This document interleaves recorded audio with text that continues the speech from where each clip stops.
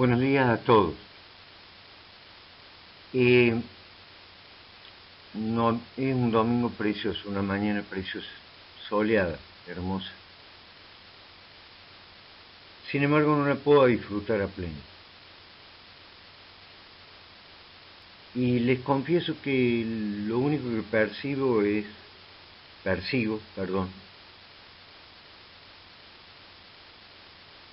poder utilizar cómo me siento hoy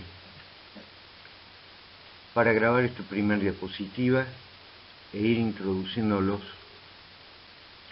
al condicionamiento operante. Ayer no fue uno de los mejores días de mi vida. Pasa todo, ¿no es cierto?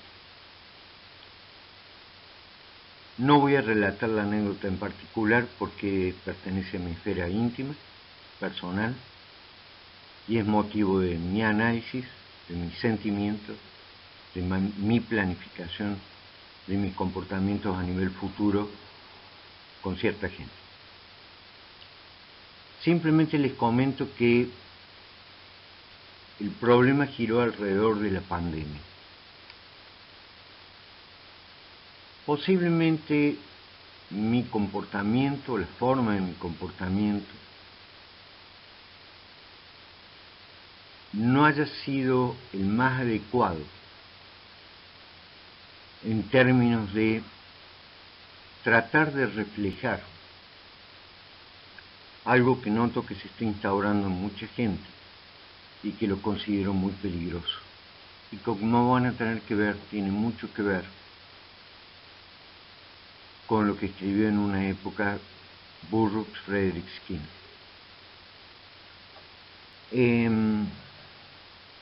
En este contexto de la pandemia, hay mucha gente que por razones socioculturales,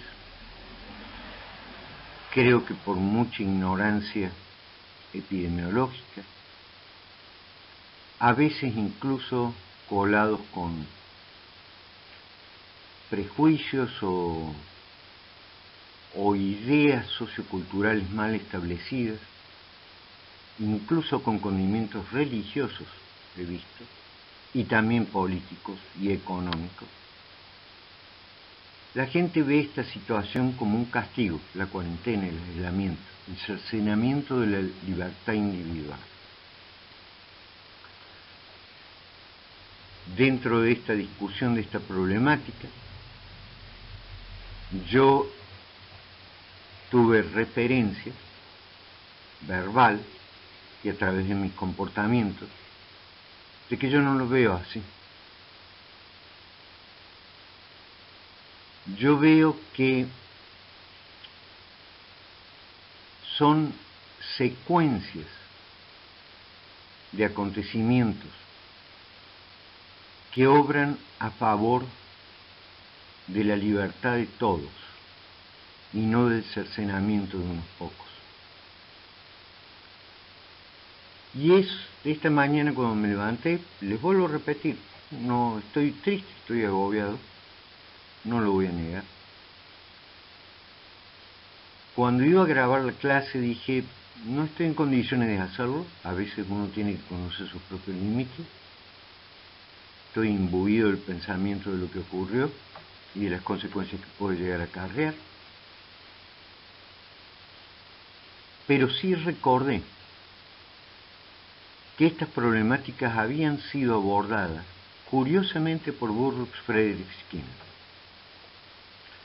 Entonces mañana cuando me sienta mejor, porque tampoco es bueno dar la clase sin ese estado de bienestar e ilusión que ayuda a transmitir. Conozco mis límites como educador, como ser humano directamente. Mañana voy a empezar esta clase leyéndoles extractos escritos por dos autores fundamentalmente sobre algo que va mucho más allá de una ratita apretando una palanca y obteniendo un reforzamiento. Ojalá sea un lindo domingo para todos. yo voy a tratar de revertir mi estado haciendo cosas positivas.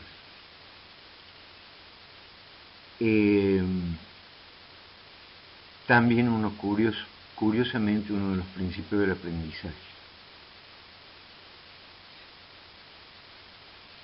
¿Se acuerdan que les había dicho la devaluación de una mala memoria? Bueno, lo que yo voy a tratar de hacer técnicamente es devaluar una mala memoria y tratar de inflar un buen sentimiento. Así que por hoy simplemente los despido y mañana les doy la bienvenida de nuevo y empezamos a leer estos textos. Nuevamente buenos días y continuando la clase. Antes de empezar a describir los elementos constitutivos del condicionamiento operante, cómo se operacionaliza su ejecución a nivel experimental y cómo lo vemos impactar en la vida individual, social, en todas las esferas donde se desempeña el ser humano. Les quería contar una anécdota. Resulta que a Skinner se lo ve casi como un mecanicista, le ponen esa palabra. Alguien que estudió un mecanismo como si todos los seres humanos fueran posibles de ser robotizados a través de un proceso de aprendizaje. Yo les voy a contar una anécdota que pude vivir personalmente. De hecho, es una anécdota que me produce un poco de tristeza. El doctor Skinner, cuando se había retirado, vivía muy cerca del lugar donde yo trabajaba en Estados Unidos. A raíz de uno de nuestros trabajos que él leyó, se sintió interesado en que tuviéramos una charla que nunca se dio porque desgraciadamente él falleció.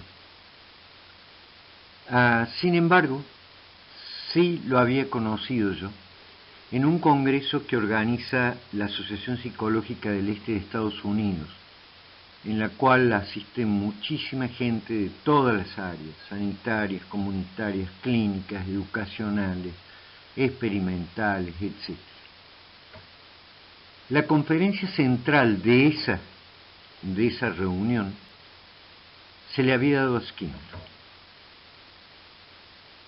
La mayoría de los asistentes no era gente que estuviera en la psicobiología experimental, en las neurociencias, era gente ligada fundamentalmente a, diría, clínica, procesos educacionales, psicología social, muy emparentada con una capacitación psicodinámica, cognitiva comportamental, sistémica, etc. Eran aproximadamente 2.500 personas. Y yo les diría que casi la totalidad asistieron a esta conferencia plenaria, que fue una de las últimas que dio Skinner. Cuando él se paró en el estrado, me asombró ver que todas las personas se pararon y lo empezaron a ovacionar. Y yo decía, esta gente tiene discrepancias con lo que dice Skinner, lo ha cuestionado en muchos aspectos, pero respeta sus aportes, porque no son aportes que en última instancia están frenados en el tiempo, sino que permitieron desarrollos increíbles interrelacionándose con otras disciplinas, con otras formas de pensar.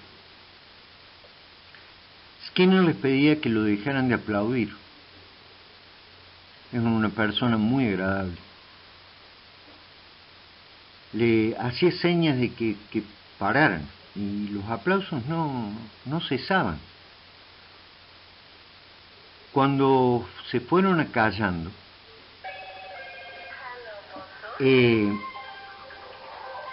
Cuando se fueron acallando, el celular está sonando, suena 1000 veces por día hoy. Cuando se estaban acallando, él dijo: una vez que yo termine de hablar, a lo mejor ya no haya más aplausos. Voy a criticar a la actual psicología cognitiva. Fue una de las conferencias que más me impresionó en mi vida, mostrando cómo, cuando no investigamos sistemáticamente los fenómenos, y a veces queremos explicarlos, nos valemos de constructos teóricos que no tienen la validación suficiente, pero que sirven para el propósito de obtener un beneficio a través de ellos, generando nuevos marcos conceptuales que en algunos casos son positivos. En la mayoría de los casos simplemente confunden con nuevos términos a procesos ya investigados. La disertación fue brillante, duró 45 minutos. Uno podría estar o no podría estar de acuerdo con todo lo que dijo. Cuando terminó yo dije: ahora lo empiezan a buchear, porque realmente criticó en forma tan dura a distintas disciplinas que se alejaban de un verdadero análisis sistemático del comportamiento, de la cognición, del lenguaje, de los sistemas de aprendizaje, de los sistemas educativos, de los sistemas sociales. Fue un verdadero desafío intelectual lo que él presentó. Para mi sorpresa, las 2500 personas se pararon y prácticamente no lo dejaban salir del auditorio de la forma en que lo ovacionaban.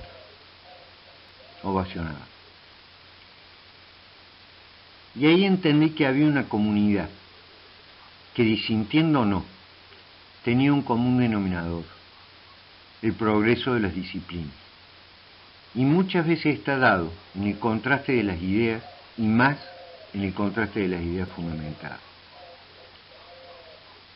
Ahora sí paso a relatarles estos dos pequeños párrafos que son comentarios de sus libros. Su obra más reconocida, la que da origen a esta nueva forma de pensamiento del análisis de la conducta, que algunos osaron, y tal vez no le erraron, definir como ingeniería de la conducta, fue posiblemente el comportamiento de los organismos, o como fue traducido en otros países, la conducta de los organismos. Es un viejísimo libro, 1938. Uno de los libros más sistemáticos que he leído en cuanto al análisis del comportamiento. Pero Skinner no era eso, no miraba en la rata apretando la palanca y obteniendo un refuerzo, no miraba a la psicología en forma integral. En 1971 publica este libro, Más allá de la libertad y la dignidad, y en función de sus descubrimientos empieza a analizar los conceptos de libertad y dignidad, si realmente hacen alusión a lo que todos esperamos que hagan alusión, o si son procesos que a veces se utilizan para el bien de pocos y el mal de muchos. Les voy a leer el primer comentario. Fue escrito por un brillante psicólogo colombiano, Rubén Ardila, en 1973, 2 años después que se escribiera el libro original. Se tradujo al español creo que en 1972-1973. Escuchen bien las palabras de Rubén Ardila. Hay determinismos físicos, genéticos, psicológicos y sociales. Nadie escapa a ellos. La tesis de este libro es que debemos planear ese control, hacerlo en forma tal que vaya en favor del mismo hombre y no contra de él. Pero el control siempre va a existir, sea que se planee o no, que lo sepamos o no, que nos guste o no. En este sentido, la presente obra es un libro honesto que dice verdades difíciles de decir y de aceptar. El lugar de Skinner en la historia de la psicología, su influencia en diversos campos de la ciencia, su preocupación por el bienestar humano, lo han convertido en una figura de primera magnitud de nuestra disciplina. El condicionamiento operante no solo ha influido en psicología, sino que también ha creado nuevos enfoques en lingüística, ciencia política y recientemente en sociología. Luego agrego otro comentario que se hizo con respecto al libro una vez que se tradujo al español. No se trata de humanismos románticos que se van en meras palabras, sino de un nuevo humanismo basado en las contingencias de refuerzo y en última instancia en una búsqueda de lo que es bueno para el hombre como totalidad y no para un pequeño grupo. La cultura que se diseña con base en el condicionamiento operante no busca explotar al hombre, sino actualizar al máximo sus potencialidades. El texto es de un aspecto filosófico, sostenido por principios psicológicos, en los cuales yo puedo disentir en muchos aspectos, pero sin embargo nos lleva al planteamiento de libertad como concepto absoluto y verdadero, o la libertad articulada por la democracia, generada por alternativas para todos, en función de que todos puedan obtener beneficio de lo que se hace en una sociedad. Les voy a mostrar a través de este ejemplo algunos de los alcances que tuvo las técnicas, los procedimientos y los conceptos derivados del condicionamiento skinneriano. Sin este experimento, posiblemente no hubiésemos entendido que distintos sistemas cerebrales regulan las emociones placenteras y displacenteras y que estos circuitos están fundamentalmente activados o reclutados por las drogas de abuso. Fíjense en el primer dibujito a la izquierda. Hay una rata que tiene implantado un electrodo en el cerebro y que está haciendo una presión para obtener un determinado reforzador. O sea, tenemos un operante, apretar una palanca, y tenemos una consecuencia que es una estimulación cerebral.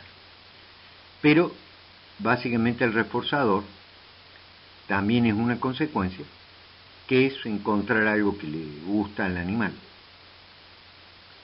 Lo que estos investigadores se llamaban Olds y Milner se llevan una sorpresa. Ellos implantaban el electrodo para estimular áreas que permitiesen comprender los sustratos neurales de cómo se adquiere una conducta, una probabilidad de ejecución de conductas, cómo se retiene, qué áreas tienen que ver con la adquisición, con la memoria, con la extinción de estas conductas. Eso era lo que ellos estaban buscando, no estaban buscando otra cosa. En un determinado momento, emplazan un electrodo para ver si la estimulación interfería o potenciaba la capacidad de aprendizaje del organismo. Muy bien, el animal adquiere el operante para obtener algo rico y simultáneamente recibía descarga en esa área. Ellos habían apuntado un área que se sabía que tenía incidencia en la codificación de las relaciones entre la conducta y el reforzador, y estaban viendo si la estimulación de esa área facilitaba el aprendizaje o lo inhibía. En parte del experimento entran en un proceso de extinción. ¿Qué quiere decir extinción? Después lo voy a explicar bastante detalladamente, pero básicamente es que ahora el comportamiento deja de producir reforzador, la cosa rica que encontraba la rata. ¿De acuerdo? Querían ver también si esta área influía en el proceso de extinción, si lo aceleraba, no lo permitía, o sea, generaba una resistencia a la extinción, etc. Y se llevan una sorpresa. Sin el reforzador, el animal continúa apretando la palanca y lo hace en una forma casi compulsiva. En el estudio preservan el cerebro de este animal luego de reiteradas demostraciones que el animal, sin tener este reforzador exteroceptivo, o sea, provisto por el ambiente, la cosa rica,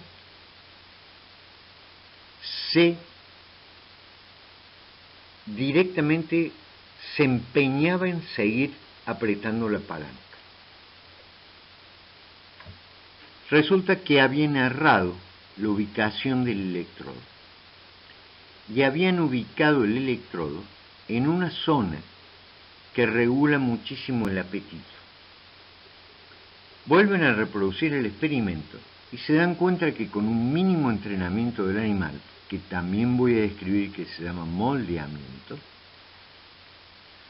bastaba la estimulación cerebral en forma asociada al operante para que el operante aumentara brutalmente en frecuencia. Había animales que se apretaban la palanca 2000 veces para obtener esta estimulación cerebral. Empieza a elaborarse el concepto de centros de placer y de displacer en el cerebro.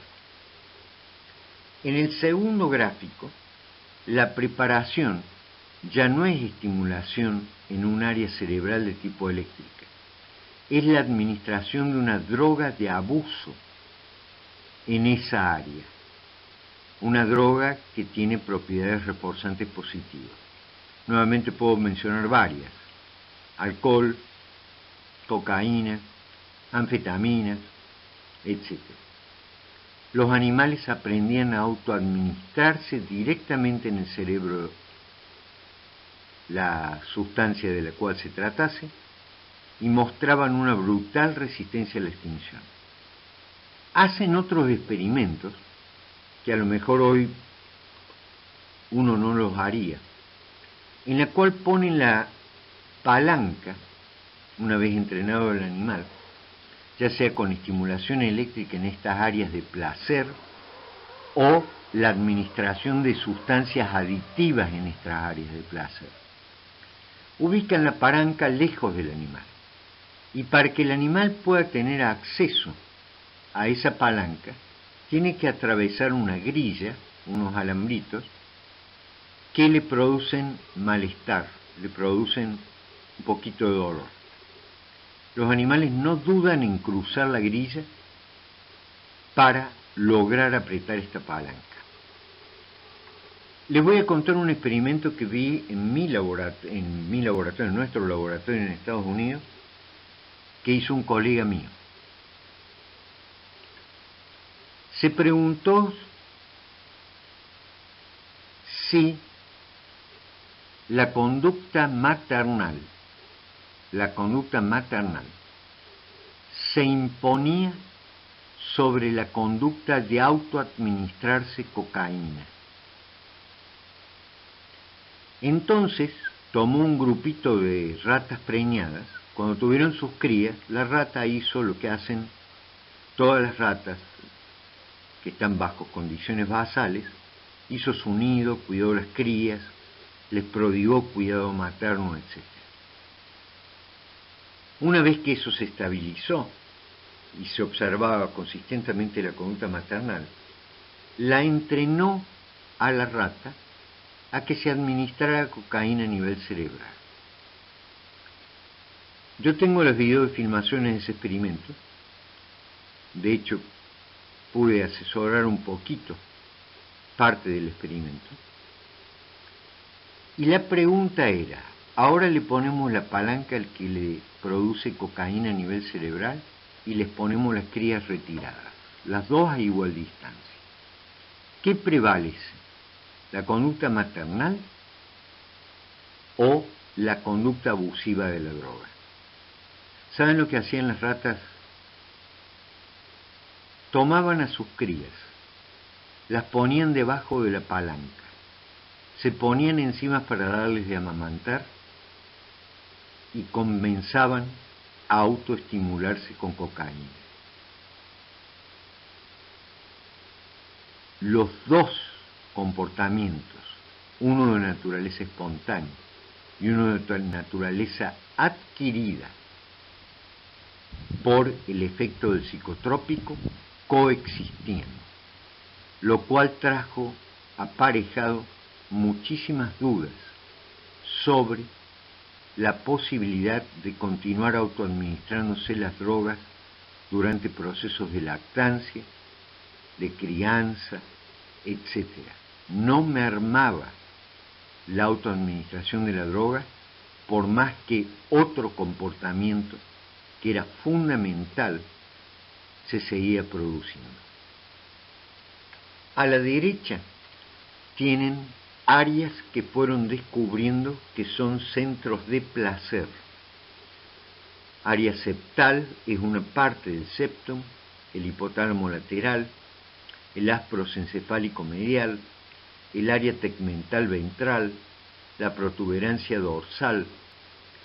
Bueno, resultó ser que estas áreas están implicadas en un circuito sumamente complejo que regula no solamente la sensación que producen las drogas, sino el impulso a buscarlas y la cronicidad de su uso.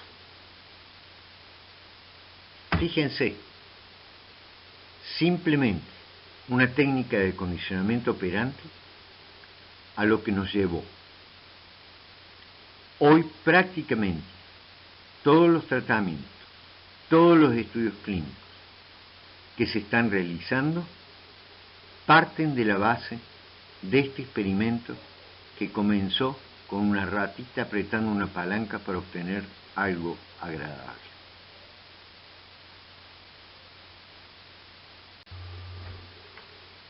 Van a ver que en los elementos constitutivos del aprendizaje operante o tipo 2 hay muchos conceptos que se interrelacionan íntimamente con el condicionamiento clásico tipo 1. De hecho, en la mayoría de las circunstancias, el aprendizaje asociativo es una configuración de los dos procesos. Pero para que empiecen a entender cómo se operacionaliza la investigación del condicionamiento operante, les voy a dar la terminología adecuada. Lo primero que nos tenemos que preguntar es cuál es el objeto de estudio del condicionamiento operante. Se podrán contestar una cantidad de cosas. Cómo se construye una conducta a partir de las consecuencias que tiene, cómo la conducta se modifica de acuerdo a que las consecuencias van variando, la retroalimentación entre las consecuencias y la conducta, etc. En realidad lo que investiga es muy simple. Probabilidad de ejecución de un comportamiento. Cuando hablo de comportamiento no es solamente un comportamiento motor, puede ser un comportamiento ideativo, puede ser una interacción social compleja. Lo que se estudia es la interrelación entre dicho comportamiento y las consecuencias que van asociadas al mismo, como estas consecuencias retroalimentan en última instancia al sistema nervioso para que ese comportamiento tenga mayor o menor probabilidad de ocurrir. Ahora, rara vez los comportamientos que hacemos ocurren en el vacío. Ustedes tienen los dos cuadritos, en estos círculos, uno azul, la vamos a llamar la conducta operante, y en un caso ustedes ven que va asociada al reforzador, en otro caso ven que va asociada a la ausencia de reforzador. Generalmente los estímulos que nos rodean sirven para señalizar también si esa operante tiene o no alta probabilidad de que se obtenga una consecuencia, un reforzador, o hay otros estímulos que, como en el condicionamiento clásico, nos señalizan que en este caso una conducta del individuo, simple o compleja, posiblemente no provee el reforzador. A los estímulos que predicen que el operante va a ir asociada a un proceso de reforzamiento se denomina estímulos discriminativos, estímulo que señaliza que el operante será reforzada. A los estímulos que indican que el operante tiene alta probabilidad de no ser reforzada se los denominan estímulos discriminativos, inhibitorios o delta. Miren, tomemos un caso sencillo. Por aprendizaje social, por experiencia personal, etc., vamos aprendiendo que el semáforo nos indica, de acuerdo a sus luces, estímulos discriminativos o estímulos delta, que una determinada conducta a acelerar tiene altas chances de llevarnos a una consecuencia buscada, cruzar la calle sin peligro, sin levantarse un peatón, y otros nos señalizan de que es peligroso acelerar en rojo porque seguramente en la bocacalle puede venir alguien o posiblemente un peatón esté cruzando porque tiene el paso. Ahí ven interjuegos de estímulos señalizadores de una consecuencia y otros estímulos que señalizan la no ocurrencia de la consecuencia buscada, que es el cruzar la calle en la forma más segura posible. La operante es toda conducta de un individuo que es contiguo o contingente con la posibilidad de obtener un reforzador. Reforzador, por ahora lo voy a definir dos tipos de reforzador. El primero es todo estímulo o situación que al ser asociado con un operante modifica la subsiguiente probabilidad de ocurrencia de ese operante. Los reforzadores positivos son estímulos apetitivos, agradables, que producen una sensación placentera en el organismo y aumentan la ejecución del operante asociado a ellos. Pero también a veces, en muchas oportunidades, los reforzadores pueden ser de naturaleza negativa. ¿Saben cómo se definen? Por la remoción de un estímulo aversivo. O sea, en lugar de producir algo placentero, lo que generan es la eliminación de un estado aversivo y por lo tanto también aumentan la probabilidad de ejecución de un operante. Uno es por la presentación de lo agradable, uno es por el retiro de lo aversivo. Para que les quede más claro, podemos tener un estímulo discriminativo que sea una sensación interoceptiva. Nos sentimos nerviosos, ansiosos, nuestro sistema nervioso procesa eso. Ahora, por aprendizaje clínico y por experiencia propia o por experiencia de otros, sabemos que el ingerir un ansiolítico nos va a remover de ese estado de malestar. ¿saben lo que va a ocurrir? Va a aumentar la probabilidad que ante la sensación interna de ansiedad, nuevamente consumamos la droga para que nos remueva el estímulo aversivo. Ahora también sabemos que, por ejemplo, frente a ese estado de ansiedad, un estímulo de nuevo, interoceptivo, pero en este caso inhibitorio. ¿Inhibitorio en relación a qué? Si nos ponemos a discutir con una persona, generalmente lo que va a ocurrir es que no va a ocurrir el alivio de la situación que nos tiene en tensión.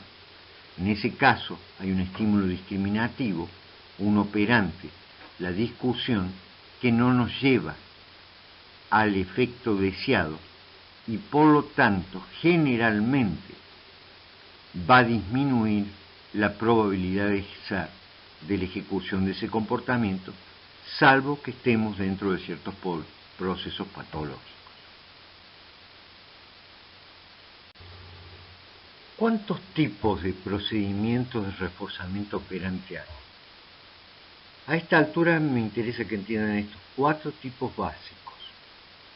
Uno se llama reforzamiento positivo, el otro se llama entrenamiento de omisión, el otro se llama castigo y el cuarto se llama reforzamiento negativo. Cada uno lo voy a ir describiendo valiéndome de algún ejemplo. Se definen los 4 procedimientos en función de 2 variables. La que leen arriba dice operación en relación a la emisión de la conducta operante. Quiere decir, se presenta o se retira algo cuando ocurre un operante. En el eje que vendría a ser esta tabla de las Y, para así llamarlo, están las propiedades del estímulo que se asocia con el operante. Pueden ser apetitivos o recompensantes, o pueden ser aversivos. ¿De acuerdo? 2 tipos de estímulos. Uno agradable, uno desagradable. Que se puede presentar o retirar de acuerdo a lo que el organismo hizo. Sigamos con la definición de reforzamiento positivo. Es fácil de entender. El individuo realiza un comportamiento, genera un comportamiento, sea cual sea este, y la consecuencia asociada es que ocurre algo positivo para él, algo agradable para él, algo recompensante para él. Tomemos de nuevo el ejemplo de mi nieta Mila. La presencia del papá en la habitación, de estar jugando con ella, es sumamente agradable.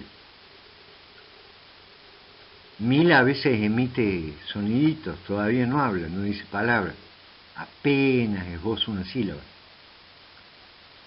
Lo he visto a mi hijo interactuar con ella, y como todo padre, como todos lo hemos hecho, ella dice, nah, o algo por el estilo, y él le dice, ¿ah, sí?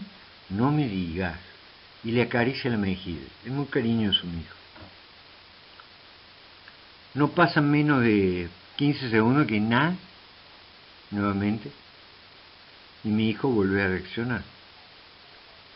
Estamos ante un reforzamiento social, afectivo, algo agradable. ¿Se acuerdan que les hablé de un chiquito autista siendo entrenado para poder vocalizar? Que la psicoterapeuta en la parte lingüística trabajaba con un autito rojo o trabajaba con un cereal con gusto de chocolate que le gustaba. Bueno, esos son casos de contingencias que definen al reforzamiento positivo. Ocurre algo, hay un operante, algo que opera sobre el medio, y la consecuencia es agradable para el individuo. Generalmente, aplicado correctamente, respetando la contingencia, la continuidad temporal, la distribución de los reforzamientos, se aumenta la probabilidad de la ejecución operante. ¿De acuerdo? Eso lo tienen bien en el cuadrado superior izquierdo. Ahora, ¿qué pasa cuando ante un operante se retira lo que era positivo o agradable? Eso se llama entrenamiento de omisión. Entrenamiento de omisión.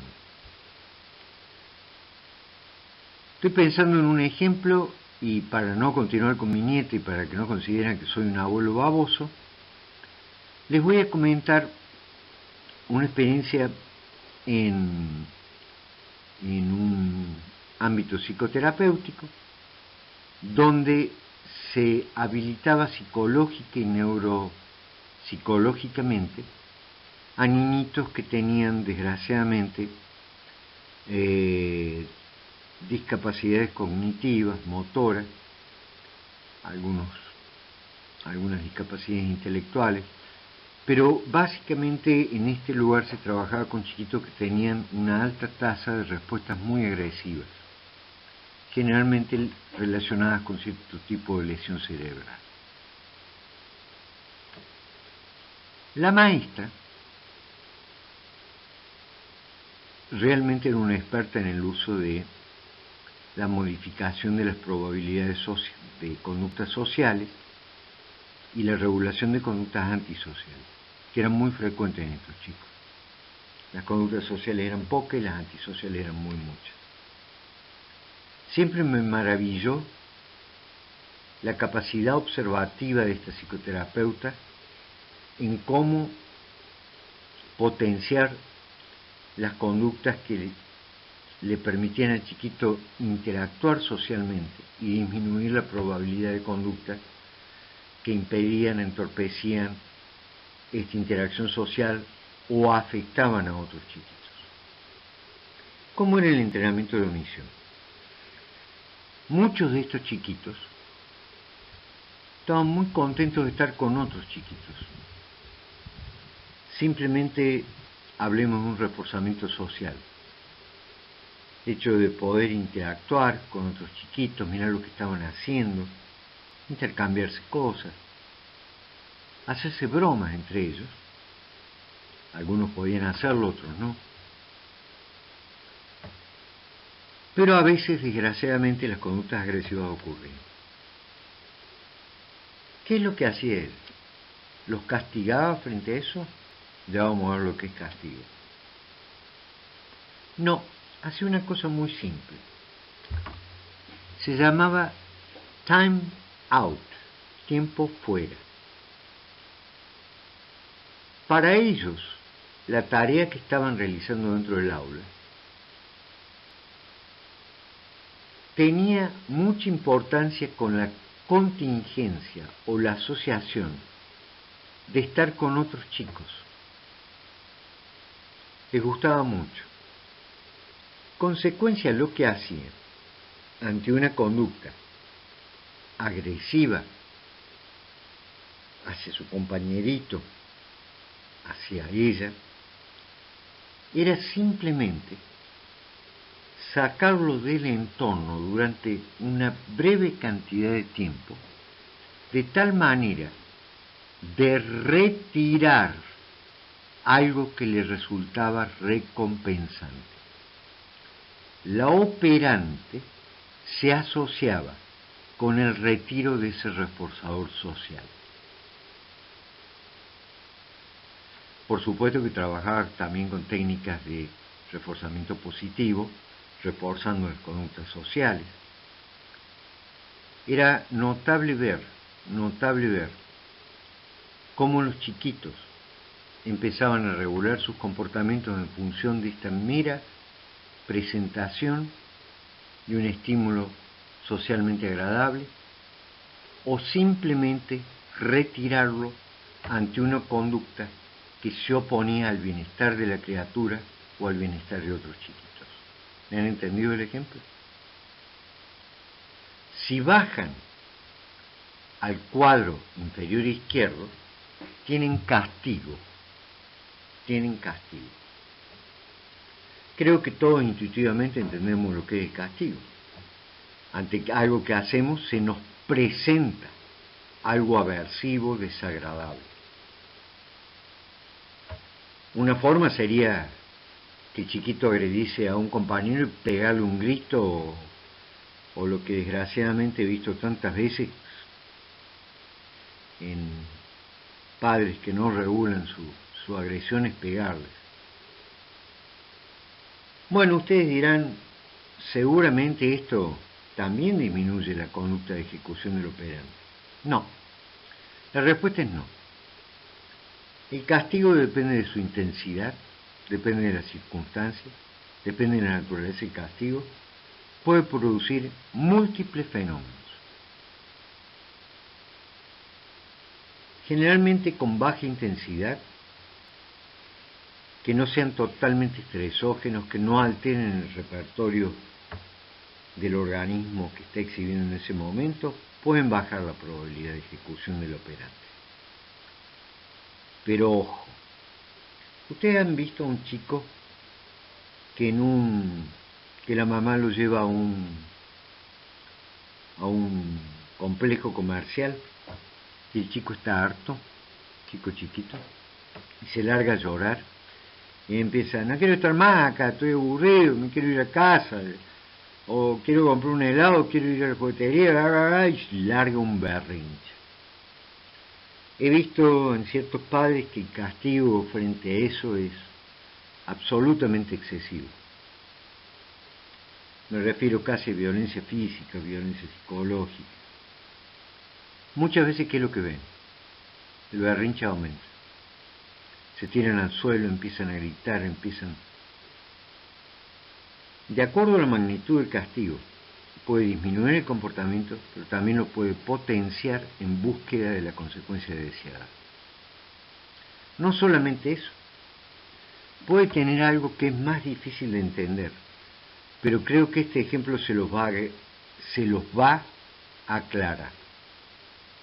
A veces el castigo termina reforzando negativamente, se llama, a una conducta también indeseable.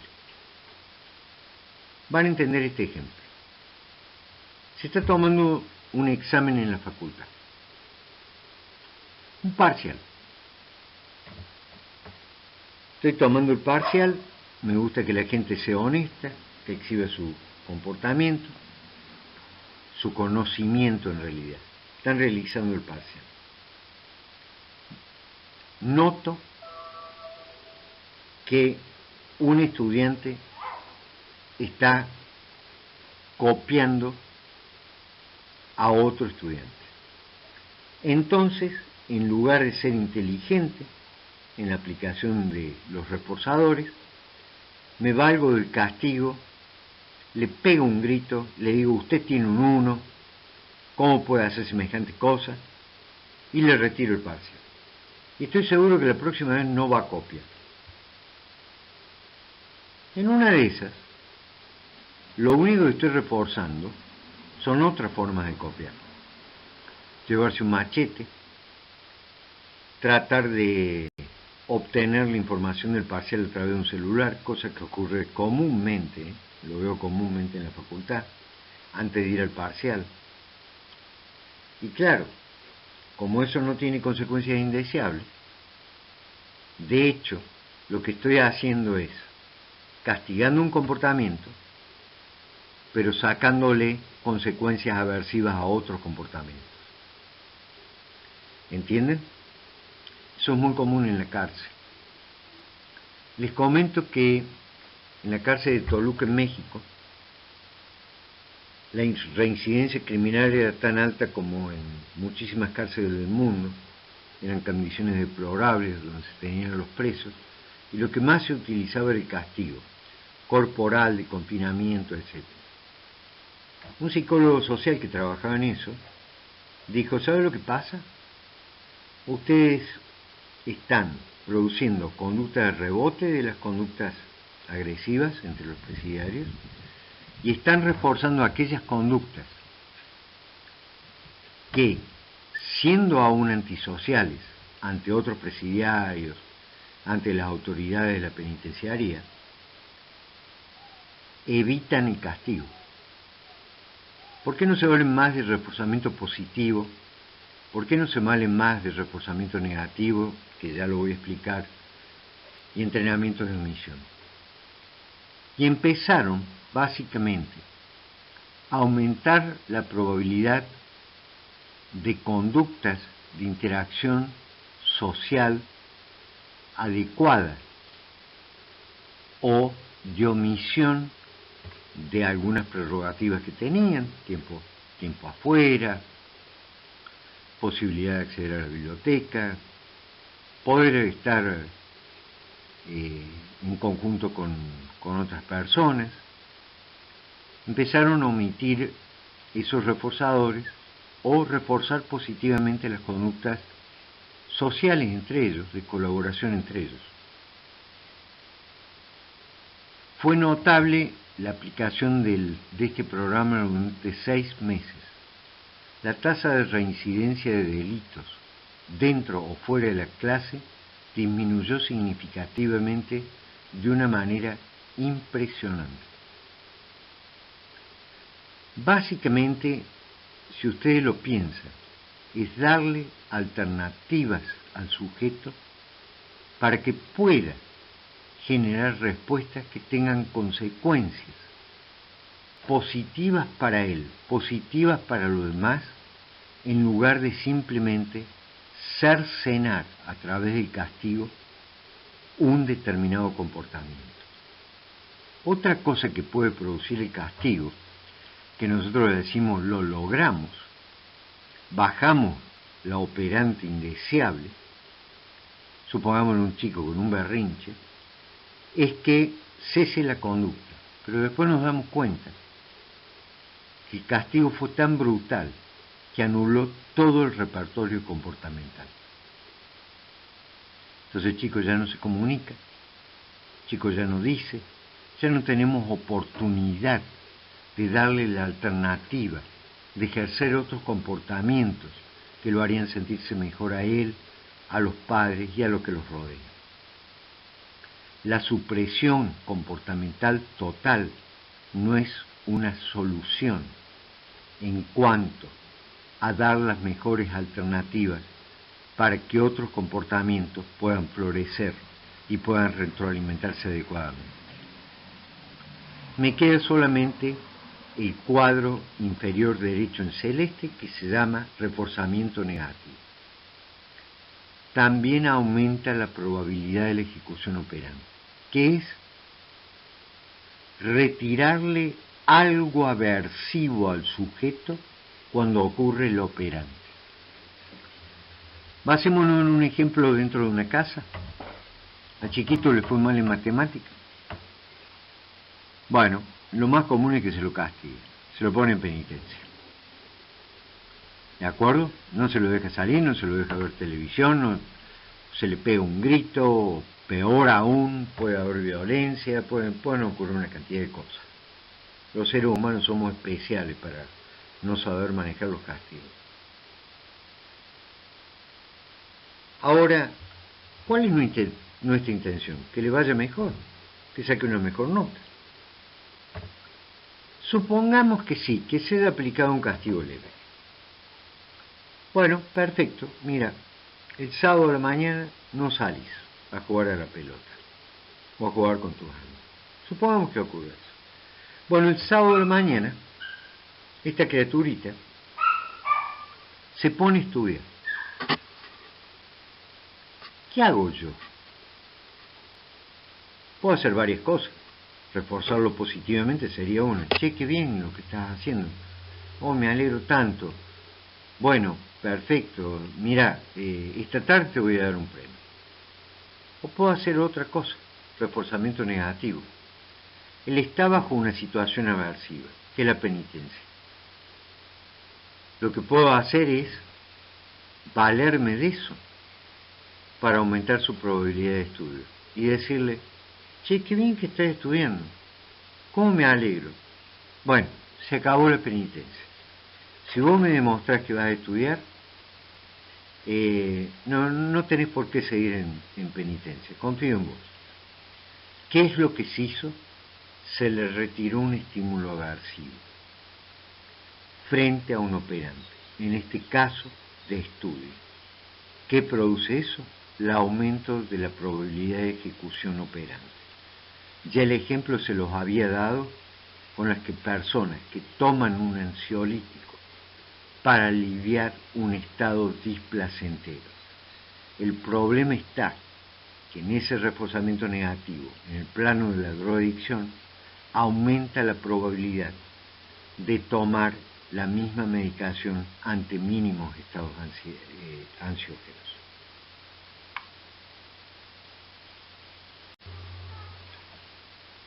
Para completar la información que se les ha provisto en la diapositiva anterior,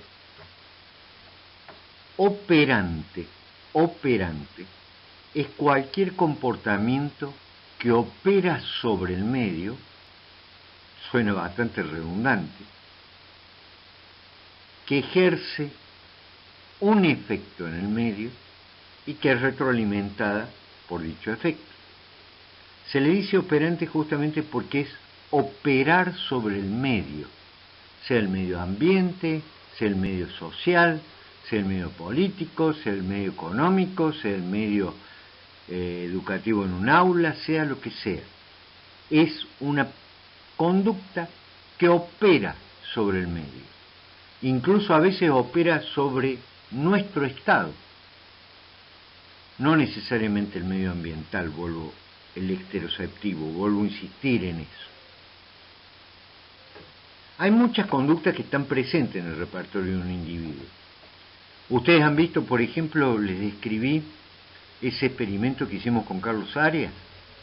La conducta de succión está bastante bien organizada para que el bebé pueda obtener el nutriente materno. ¿De acuerdo? Pero la leche, el cariño materno, la temperatura, una cantidad de factores, la van a potenciar o la van a disminuir. Imagínense si en la conducta de succión el bebé realiza la prensión al pezón, empieza a succionar y no obtiene leche. Comparen a ese bebé con un bebé que sí obtiene leche. Va a ser más probable que vuelva a succionar o menos probable de acuerdo al nutriente materno.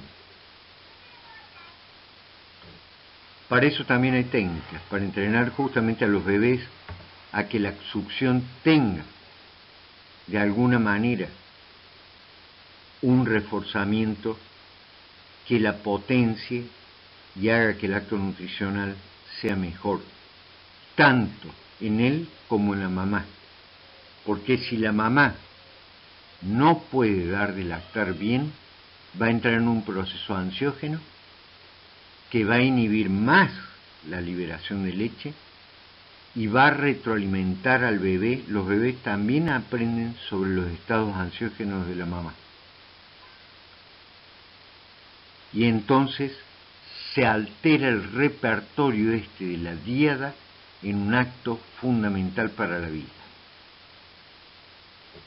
Hay otras conductas que en general pueden no estar en el individuo en un momento evolutivo o que rara vez se producen, digamos que tienen muy baja probabilidad de ocurrencia espontánea.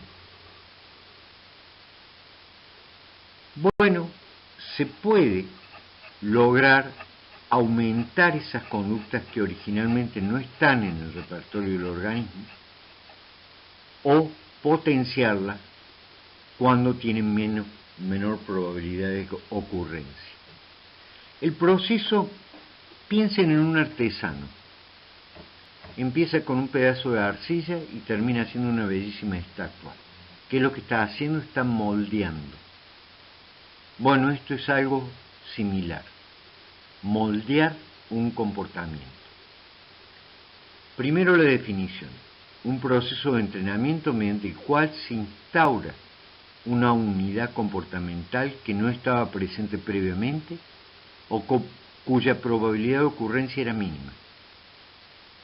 El procedimiento se desarrolla mediante dos operaciones básicas que las voy a describir cuando entiendan el próximo ejemplo. Ayer me divertía, tengo una nietita, no saben lo feliz que estoy con eso, tiene 9 meses. Y ha empezado, por supuesto, a hacer cosas que antes no hacía. La maduración de su sistema nervioso central, de sus sistemas perceptivos, sensorial, motor, la coordinación entre los mismos le está permitiendo hacer más cosas. Mi hijo estaba jugando con ella. Estaban escuchando una musiquita que a ella le gusta. Pero en este caso no es que esa musiquita la empleaba como reforzador. El reforzador es las payasadas que hacía mi hijo, cada vez que ella hacía algo. O sea que la musiquita era más bien un estímulo discriminativo. Lo que ella hacía, que son muchísimas cosas, eran las operantes, y el juego de mi hijo con ella, el verdadero reforzador, en última instancia el afecto, el cariño. En un determinado momento, nota que frente, y esto fue totalmente casual, lo veía en la videofilmación, que frente a la musiquita, junta las manitos. Mi hijo, que conoce bastante de esto, es más, ha trabajado conmigo en técnicas de condicionamiento operante, más con Carlos Arias. Por razones éticas preferí que Carlos Arias le enseñara antes que lo hiciera yo. Resulta que nota esta especie de juntar las manitos. Estaba sentadita, junta las manitos, justo cuando está ocurriendo la música. Y él se pone a, digamos, palabras coloquiales, chichonear, a jugar con ella inmediatamente cuando toca las manitos.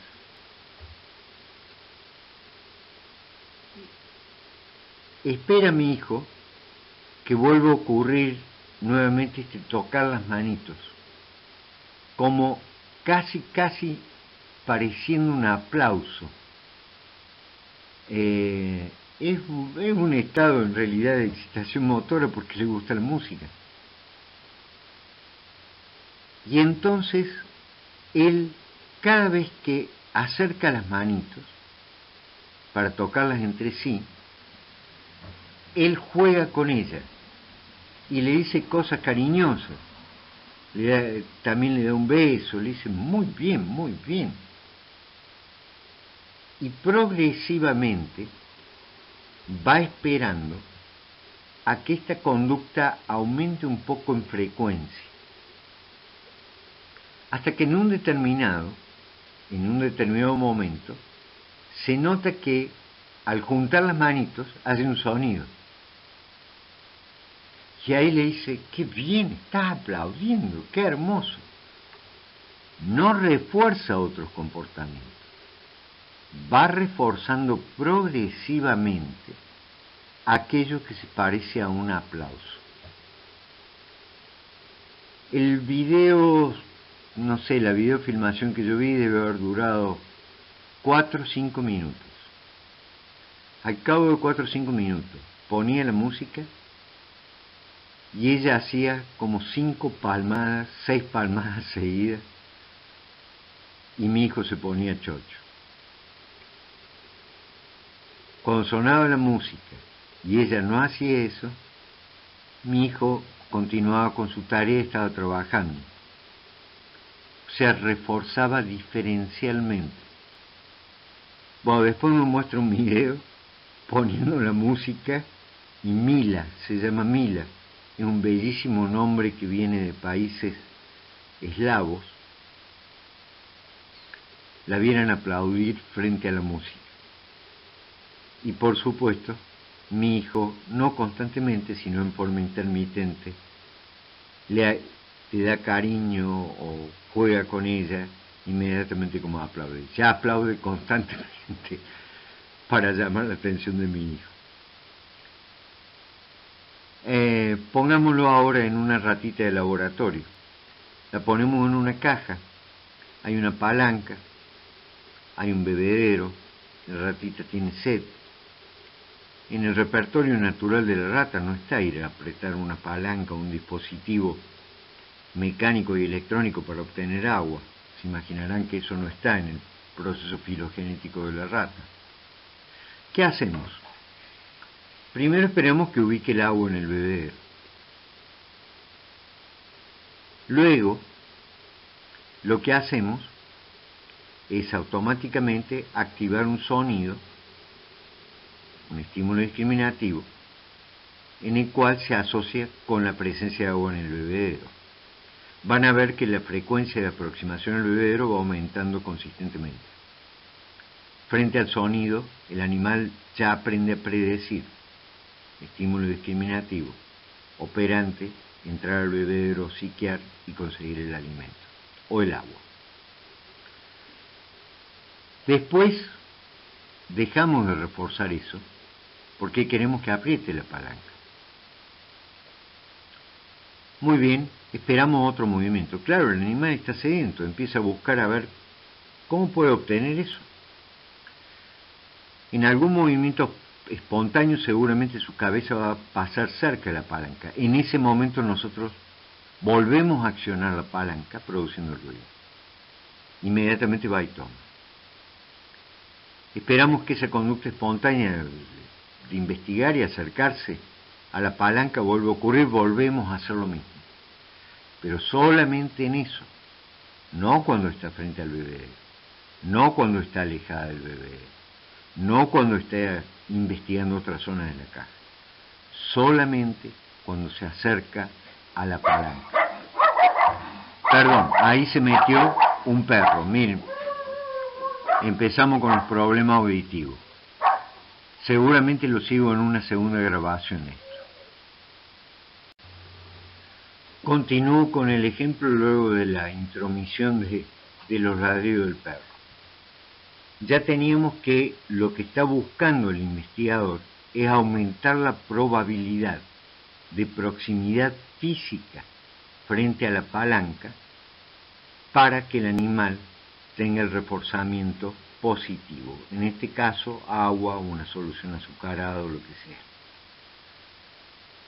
Luego, cuando esto ya ha aumentado en frecuencia, deja de reforzarlo, no activa el dispositivo solamente cuando está cerca de la palanca. El animal sigue investigando y posiblemente en esa investigación toque con su cuerpo, posiblemente con la cabeza, posiblemente con las patas, toca la palanca. Ahí vuelve a activar el dispositivo para hacerle saber, a lo mejor sea un término un poco antropomórfico, para señalizar que está presente el agua en forma contingente con el hecho de haber tenido contacto corporal con la palanca. Sigue trabajando sobre ese proceso hasta que vuelve a repetirse el contacto corporal con la palanca y solamente refuerza eso, no refuerza ningún otro comportamiento. Eventualmente, cuando aumenta esos contactos corporales, espera que la investigación continúe y posiblemente el animal investigue más la palanca y posiblemente posicione o una pata o la cabeza encima de la palanca y empieza a reforzar eso.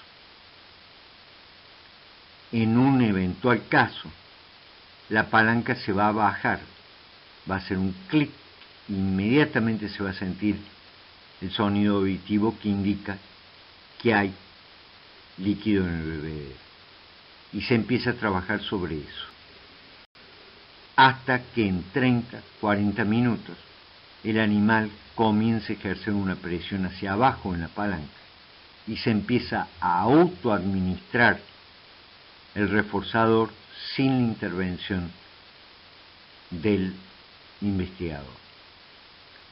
¿Quién aprende de quién? ¿La rata aprende del investigador o el investigador aprende de la rata? Los dos procesos se dan en forma simultánea. Pero, para terminar este concepto a través del ejemplo, fíjense, nos aproximamos sucesivamente al comportamiento que estamos procurando que aumente en probabilidad. El aplauso de mi nietita, la presión de la ratita. ¿Y cómo lo hacemos? Reforzando diferencialmente. En un primer momento, ciertos comportamientos. Por aproximaciones sucesivas al comportamiento deseado, otros comportamientos. Por lo tanto, el moldeamiento implica la conjugación de dos procesos. Aproximarnos sucesivamente a la conducta que estamos buscando aumentar en probabilidad y reforzando diferencialmente, porque si no podemos llegar a estereotipar el animal en un comportamiento, o al bebé en un comportamiento, o a nosotros los adultos en un comportamiento, que en realidad no es el comportamiento que se está procurando aumentar su probabilidad. Eso también ocurre bajo circunstancias naturales.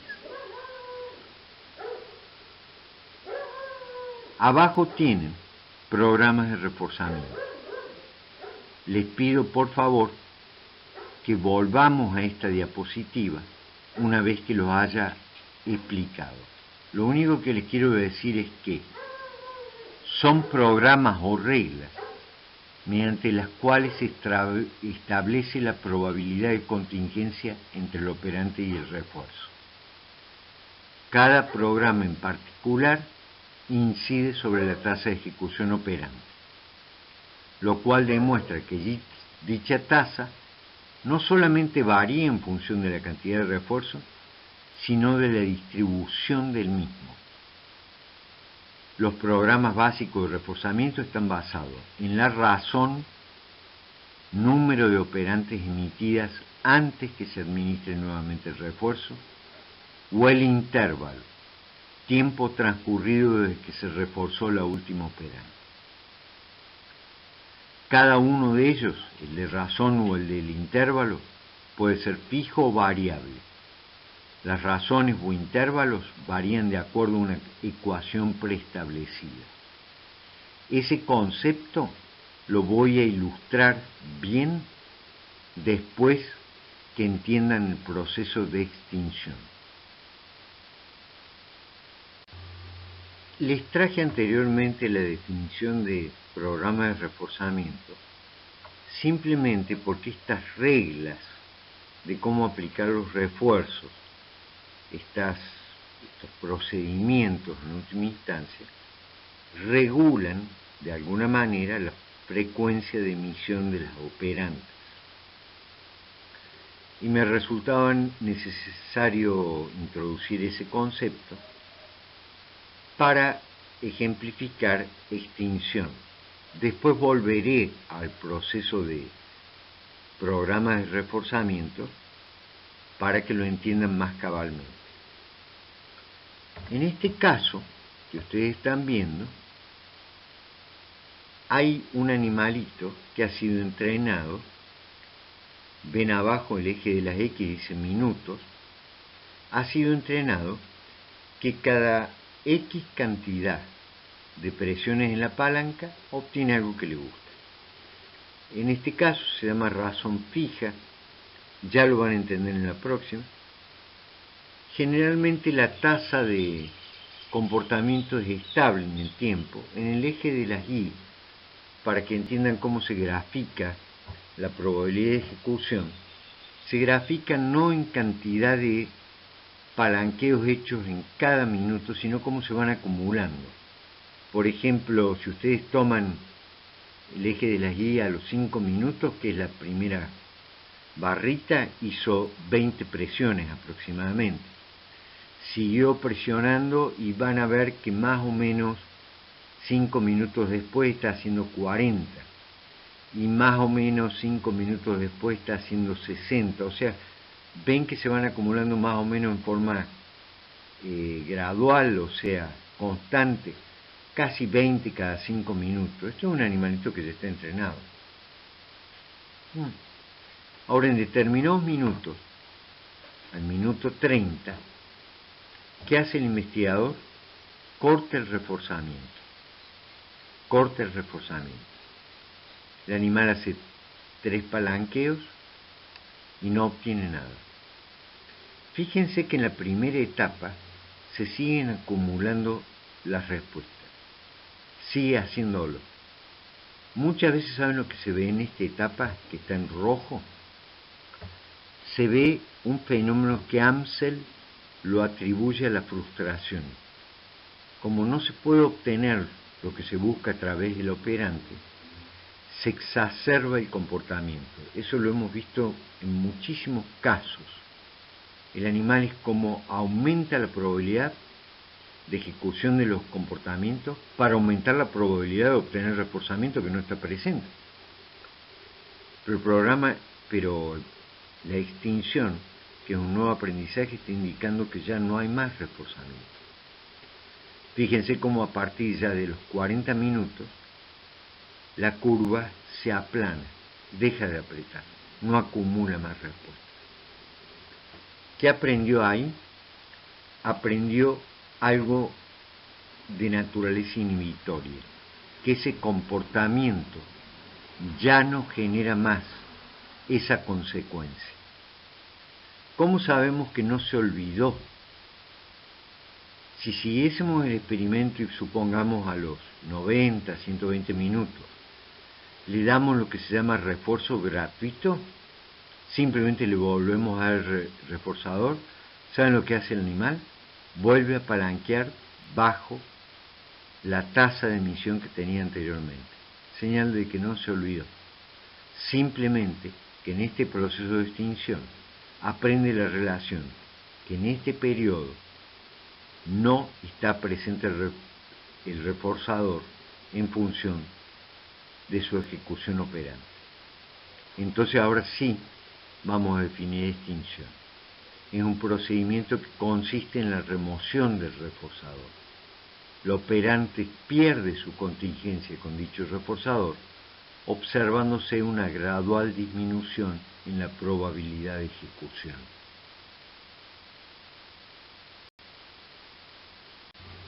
Les vuelvo a reiterar el concepto fundamental de lo que son los programas de reforzamiento, antes de pasar a ejemplos específicos. Son reglas,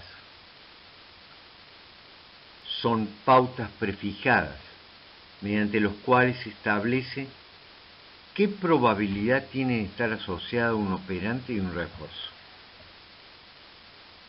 De acuerdo a estas reglas van a cambiar totalmente la frecuencia, la pausa entre los comportamientos, la cantidad de comportamientos. La definición ya se las di y la pueden leer nuevamente. Yo voy a empezar por un ejemplo que tiene que ver con la forma en que la universidad me paga a mí o cómo me podría pagar dentro de ciertas circunstancias.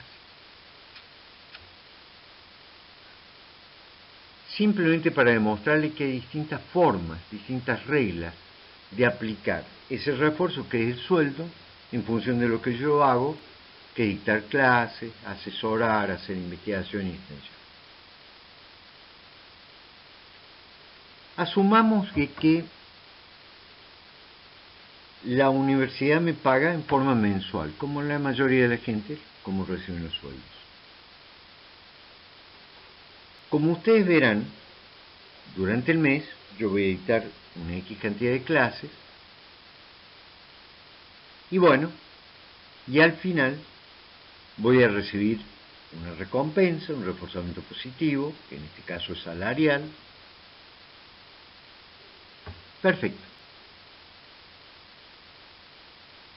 Por ejemplo, este sistema de intervalos. La última vez que cobré fue el día 30 de marzo. Después hago una cantidad de operantes, clases, asesoramientos, etc. Y vuelvo a cobrar el 30. En muchos casos se ve que estos programas son inefectivos para mantener una alta tasa de operantes, que en este caso sería la parte educativa o la parte de investigación. Porque generalmente la expectativa de que venga el refuerzo, después del último refuerzo recibido, va decayendo a medida que va pasando el tiempo. ¿De acuerdo? Ahora supongamos que la universidad entra en otro régimen y me dice, mire Molina,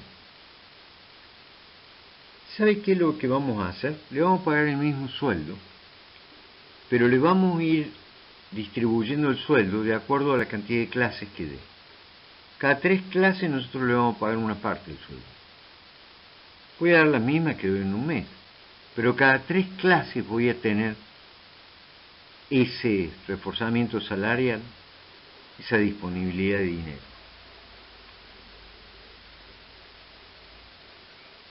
A lo mejor, muy probablemente demostrado por la literatura, la cantidad de clases que yo doy en un mes pueda llegar a aumentar. En un determinado momento la universidad tiene problemas económicos. Entonces me dice, bueno, mire, le vamos a pagar todos los 30, pero si no tenemos plata, ahora le vamos a pagar a los 30 días, la próxima vez le vamos a pagar a los 60 días, la próxima vez le vamos a pagar a los 75 días. Programa de intervalo intermitente. ¿De acuerdo? Generalmente tienen sobre el comportamiento mayor efecto que los intervalos fijos. De alguna manera, mi expectativa es que se pague lo antes posible. Y entonces posiblemente mi tasa sea un poquito mayor que en un intervalo fijo cada 30 días. Posiblemente. Especialmente si se usan intervalos adecuados. Alguna vez le vamos a pagar cada 15 días, alguna vez le vamos a pagar cada 5 días, alguna vez cada 30 días. Hay una expectativa de recibirlo, pero no sé cuándo lo voy a recibir. Entonces mis operantes a lo mejor sean mayores. Ahora, si quieren un programa que va a generar muchísimas respuestas,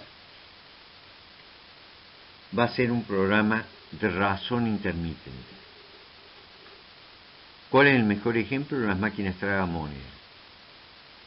El sujeto sabe de que existe una posible contingencia entre el hecho de apostar y ganar algo, pero no puede predecir cuándo. La máquina a veces le paga cada 3 apuestas, a veces cada 1 apuesta, a veces cada 20 apuestas. ¿Qué se está reforzando? Más que la conducta en sí, la expectativa de obtener el reforzado.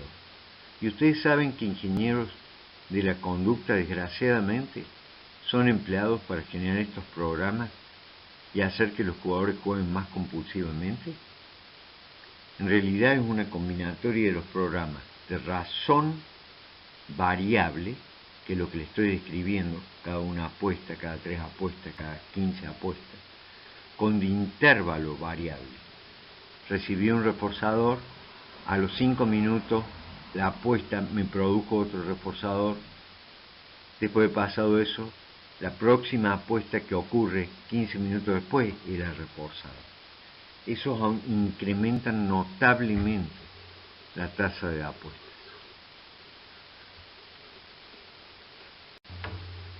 Me valgo de este gráfico, que obviamente es un poco ficticio, como está armado, para simplemente mostrarle los efectos de programas de reforzamiento sobre la tasa de omisión de operantes. Tienen líneas azules el registro acumulativo de la respuesta de acuerdo a los distintos comportamientos. Razón variable o razón intermitente se la llama, razón fija, intervalo variable o intermitente e intervalo fijo. Hay unas barritas que, como ustedes verán, indican la administración del refuerzo. Fíjense lo que pasa cuando se aplica el reforzador en un intervalo fijo, la línea azul. En este caso, se ha decidido reforzar la primer conducta que ocurre en un periodo de 15 minutos. El organismo puede seguir emitiendo conductas, pero solamente la primera, después de transcurrido 15 minutos después de la última que fue reforzada, se vuelve a dar el reforzador. Fíjense cómo hace la curva. Inmediatamente antes, estos ya son organismos que están entrenados en estos programas, inmediatamente antes que se vaya a producir el reforzamiento, fíjense cómo aumenta la conducta. ¿Y qué pasa después de obtenerlo? El organismo también aprende relaciones temporales. Eso lo han visto perfectamente en condicionamiento clásico. Disminuye ostensiblemente la cantidad de comportamientos, ya que ha aprendido que tiene que transcurrir un tiempo para que la próxima sea reforzada. Fíjense en la próxima que va a ser reforzada, como a medida que se va acercando el tiempo, vuelve a aumentar la tasa de conducta. En general, los programas de intervalos fijos dan baja probabilidad de ejecución de respuesta. Al lado tiene la línea amarilla, el intervalo variable, anaranjada, no amarilla.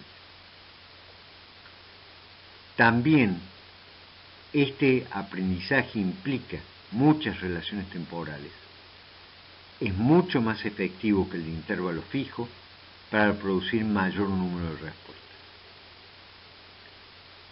De alguna manera, el que está en verde es el de razón fija.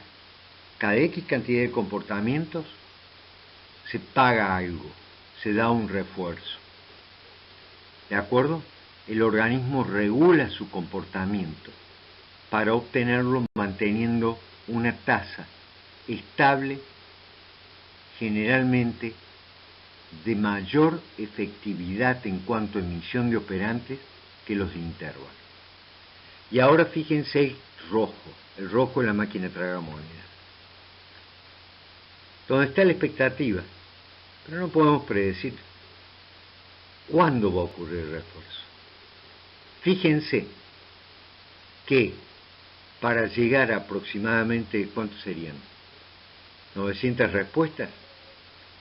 El intervalo variable, el rojo, las produjo en aproximadamente 30 minutos.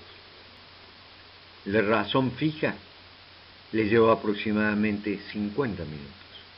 El de intervalo variable, aproximadamente 60 minutos. El de intervalo fijo, aproximadamente 80 minutos, 70-80 minutos. Lo que quiere decir es que la distribución temporal o en función de cantidad de refuerzos, razón, nuestras tasas de ejecución varían ostensiblemente.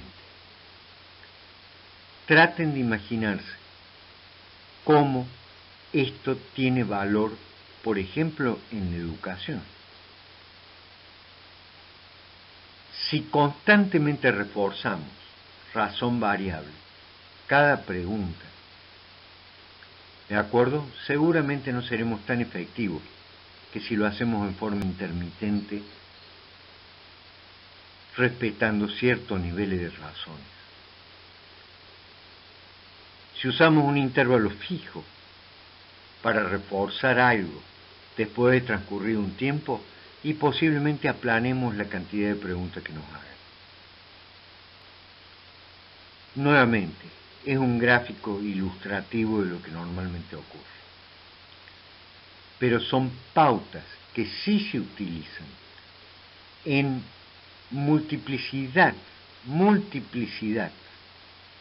de acciones humanas, de instancias sociales, en las cuales se ve modificada nuestra probabilidad de ejecución. Podemos aumentarla o disminuirla, no solamente en función de las contingencias que nuestros comportamientos tengan con estímulos agradables, desagradables, retiros o presentaciones de lo mismo, sino cómo la distribuimos, cómo lo distribuimos al reforzamiento en función de cantidad de respuestas emitidas o intervalos de tiempo.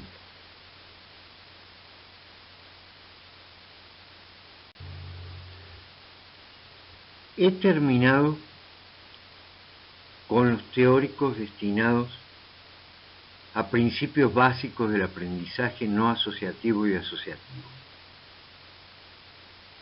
Como vieron, lo tuve que diseccionar en 3 partes, fundamentalmente para poder brindarles ejemplos de cada concepto que considero esencial que ustedes manejen.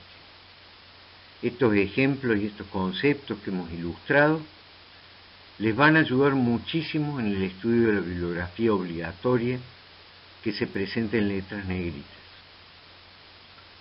Ustedes dirán, nos ha atosigado de teóricos. Ya no sé cuánto llevo grabado en estos mes y medio. No es para atosigarlos, es para que los tengan a disposición, puedan consultarlos una y otra vez, aclarar conceptos y poder estudiar los conceptos que no han sido vertidos en estos teóricos. Una capacitación real en aprendizaje lleva más de un curso. Ahora bien,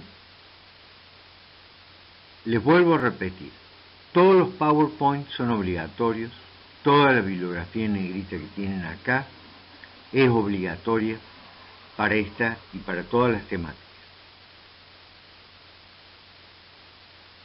La intención esta de haberles puesto a disposición rápido en el tiempo los teóricos es lo que yo ya mencioné, que los puedan consultar una y otra vez, que evacúen sus dudas a través del aula virtual.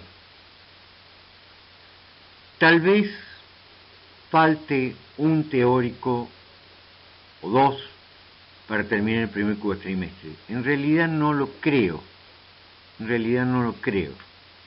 Si así fuera, se les va a avisar en el aula virtual. En cuanto a la temática de aprendizaje,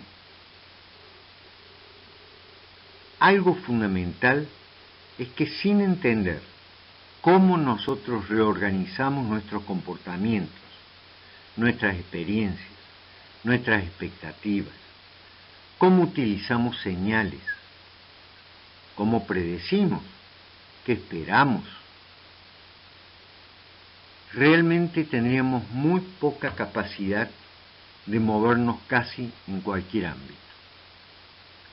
El conocimiento de la plasticidad que otorga el aprendizaje, las limitaciones también del aprendizaje, de las cuales he hablado en distintos momentos, tienen que estar a disponibilidad de todo profesional de la salud, profesionales en el área social, profesionales en el área educativa,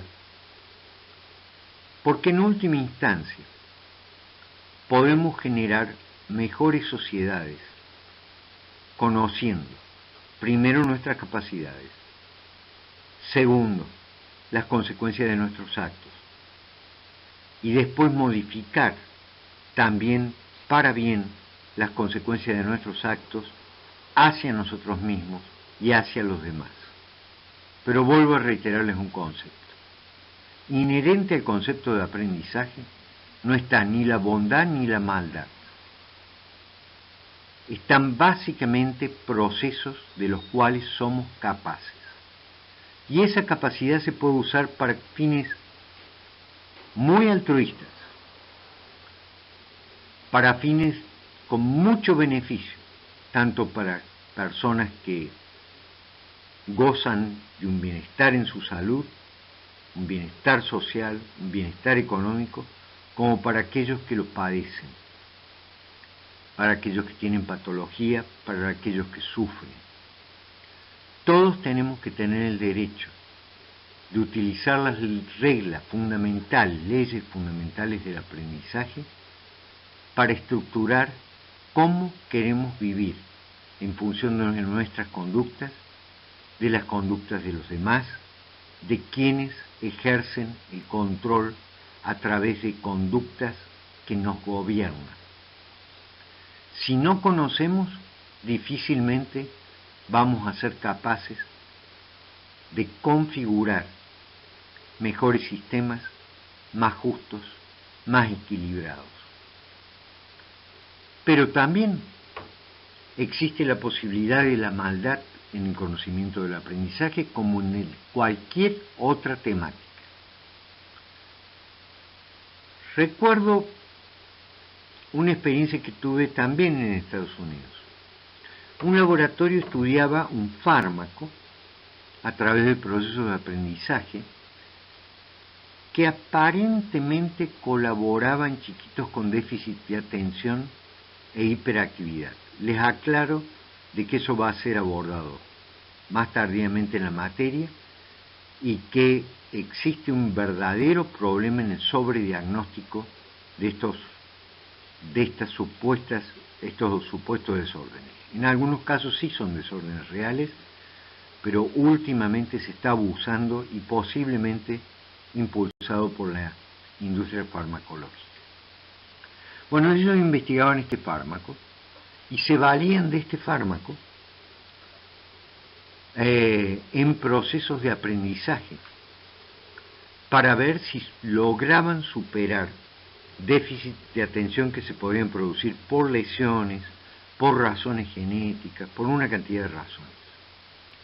En un determinado momento le encontraron al fármaco que si aumentaban la dosis podía empezar a producir otro tipo, agravar los déficits de atención en los aprendizajes que usaban.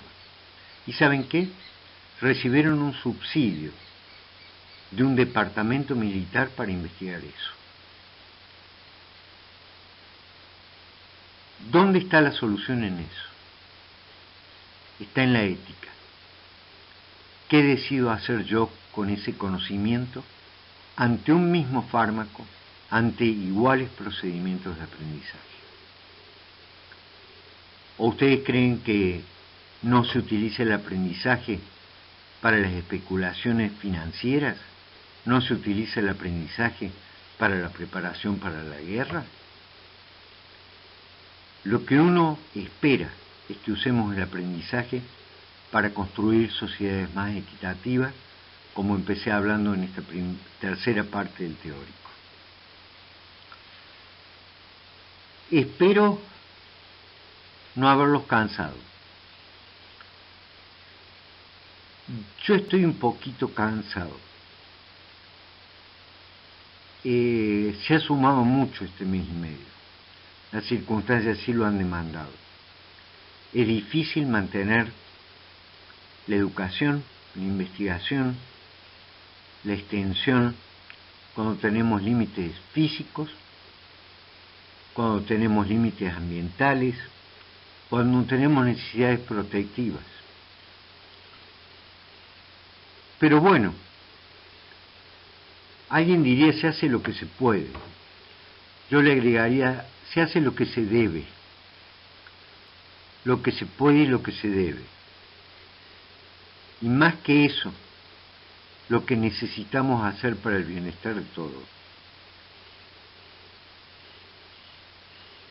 No sé cuándo será el próximo teórico. Voy a dejar pasar un tiempo y me voy a dedicar a cosas que están retrasadas en investigación, que por la decisión de mi equipo de trabajo, por la decisión particular, por la decisión de mis colaboradores, están destinados a niños que tienen problemas, y también sentimos beneficios en eso porque podemos ayudar a la sociedad. ¿Y saben una cosa? La mayoría de las cosas que hacemos es gracias a la plasticidad del sistema nervioso central en cuanto al aprendizaje. Eso me trae tranquilidad. Por lo tanto, me despido por un periodo corto de tiempo, pero no me despido de lo que es necesario seguir haciendo: la investigación y la extensión. Eso es parte también de la docencia. Eso es parte también de lo que nos dice la universidad pública, que es nuestro destino, nuestra elección, y es lo que la sociedad quiere y necesita.